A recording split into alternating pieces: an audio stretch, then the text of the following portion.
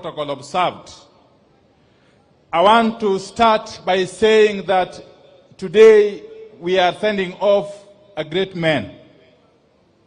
Charles Ong'ondo Were was clearly known to me at a very close level. Not just because I was once his leader in parliament, but also for the fact that he was my personal friend. I visited him here many, many times. Baba, this was your soldier. And I can remember very vividly that Charles Ong'ondo was such a member of parliament that was very easy to work with. And he was always willing to learn. Many a time we get new members coming to the house, but they don't pay attention. They are not patient enough to learn from the seniors. But this man was a patient person. So may the Almighty God rest his soul in eternal peace.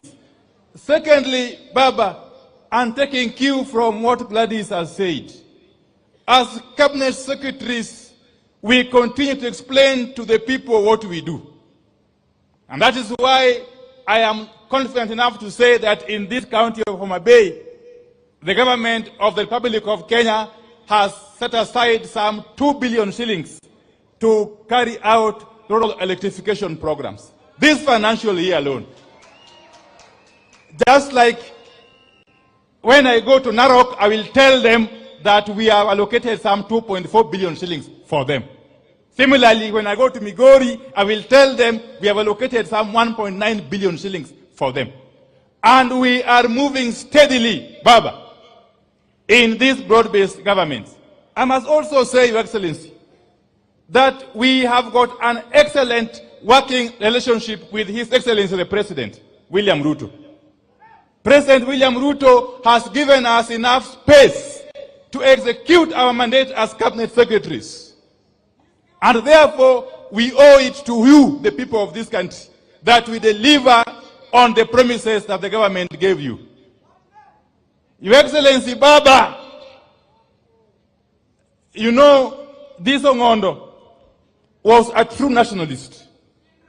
He was able to build bridges with various categories of people, with various groups of people, with various demographics.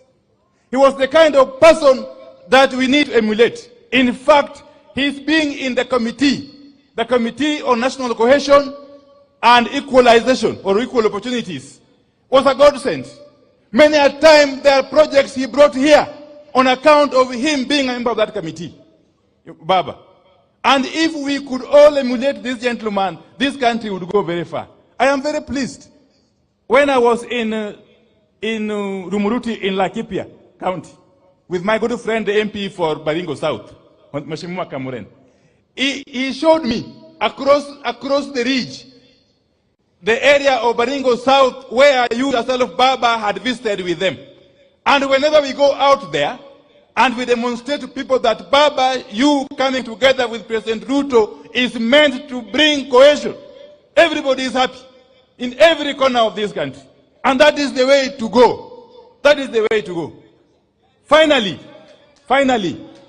the only lasting tribute we can pay to this gentleman, the only lasting tribute we can pay to Mheshimiwa Ong'ondo Were is to maintain the peace we have seen here today.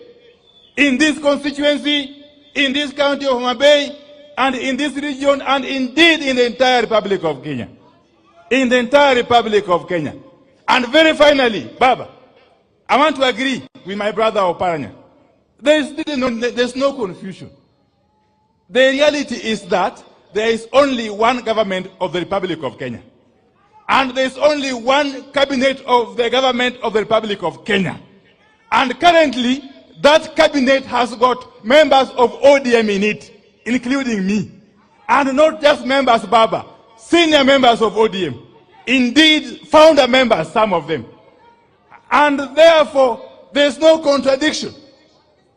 Those are the realities. What one does with those facts is really a matter of choice. Kwa wana machache, asanteni sana, Mwenyezi Mungu abariki. Let me now